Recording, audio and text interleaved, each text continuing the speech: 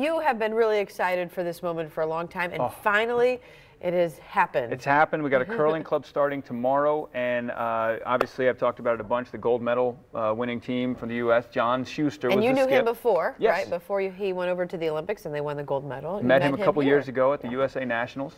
Yeah, and, you were a fan then. Big fan. He was great to me. He taught me how to curl and everything, so I've been following him. So I said, John, I got to get you on the show. I got to talk to you. I want our viewers to hear from you in advance of our curling club launching. So I had a 15-minute conversation with him, but we kind of broke it up into the parts that were a lot of fun. So take a look here. John Shuster.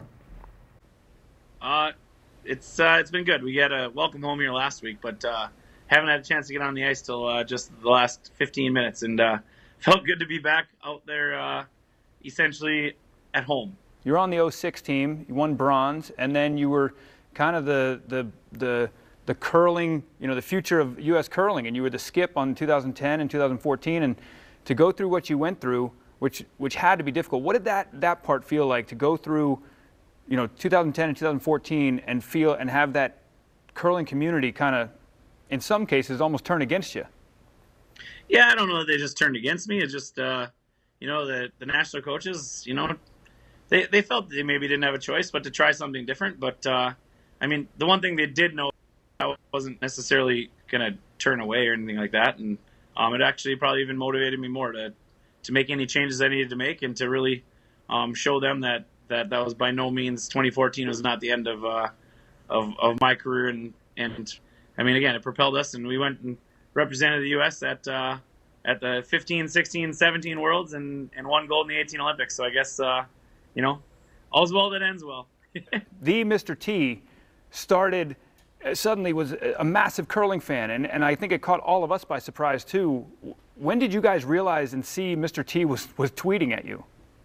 I think somebody, as soon as it started happening, I think it's one of those things, like all of us were, seeing like, okay, this celebrity or this athlete or this person mentioned curling or tweeting, and you know what, our team was able to have a lot of fun with that, and I think we got to think a little bit less about what was actually at stake in the event we were playing in because of that. So.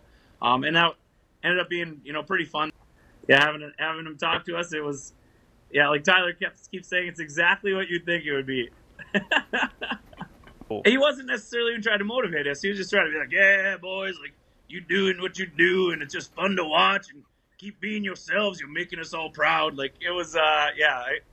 I mean, literally, we were hoping at some point he was going to be, I pity Sweden, but he never said it, so, You guys have started a curling movement, and we have a club starting in Jacksonville, Florida, of all places. For those out there, what do you have to say to them?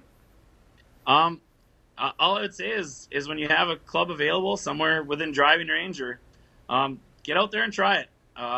It's a great sport that anybody can play and everybody can have fun with, and usually you find a lot of passionate people, and we always like to say, like, you find the best people at curling clubs. So whether or not they come from a curling club or a curling background, for some reason, the sport of curling just seems to bring out the best in people and the best people. So, yeah, get out there and try it. And who knows? You might be seeing one of us members from Team Shuster, popping down and saying hello at some particular time too, because obviously between yourself and Joel and all the people down there in Jacksonville, were awful nice to us a couple years ago when we were there, and have maintained those relationships with you for a reason. So, but what is next? What's next for you, man? I think we're actually going to take a little trip out to L.A. and meet with some of our friends at the Hollywood Club there, and they're going to kind of be maybe our guiding panel, because we've had a ton of different movie production teams reaching out to us trying to get the rights to a movie that they want to make for us. So, what? A movie? Yeah, and then I think we're actually going to go. No clue. You know what? Whatever. And so, is your curling career done? Heck no. Come on, 35's young in curling years. No, we're gonna have some fun. I think maybe play a little lighter schedule next year, but definitely go out and see if we can continue this momentum, and then kind of take it as it goes from there. Yeah, I got a couple kids, and someday I'm gonna want to chase them around instead of having to have them chase me around. But yeah, I don't see that happening in the next year or two, or maybe 4. I love it. I love it. All right, man. So I'm in the curling league. I need since I got you, man. I got the gold medal skip here. I need some advice. Curling league starts, first night of it is this week is Wednesday. Tips. I mean, you saw me curl. What do I need to work on? Everything. No. Just all I can tell you, man, is center your slider foot under your body and get that rock out in front of your nose. If you can do that, curling will develop for you much quicker than it would should you be leaning on the rock and having the slider off to the side.